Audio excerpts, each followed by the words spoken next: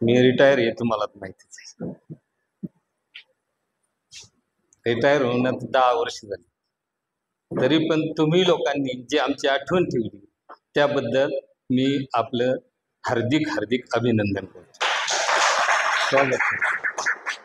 आता ह्या काळामध्ये नवीन पिढी जवळजवळ जुन्या पिढीला विसरत चालली. त्यातूनही तुम्ही आमची आठवण काढली त्याबद्दल मी आमच्या दोघांच्या तर्फे पुन्हा पुन्हा आपले आभार मानतो, स्वागत करतो. आता माझे नाव बाप्पूसाहेब दगडू हंडे, पारनेर, BA BEd. मलाही 2 मुलं आहेत.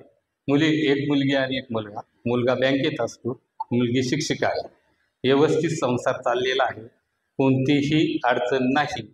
या पद्धतीने जीवनामध्ये अनेक प्रकारचे संकट येत असतात. त्या संकटाला सामोरं जात जात आपला मार्ग पुढे पुढे न्यायचा असतो.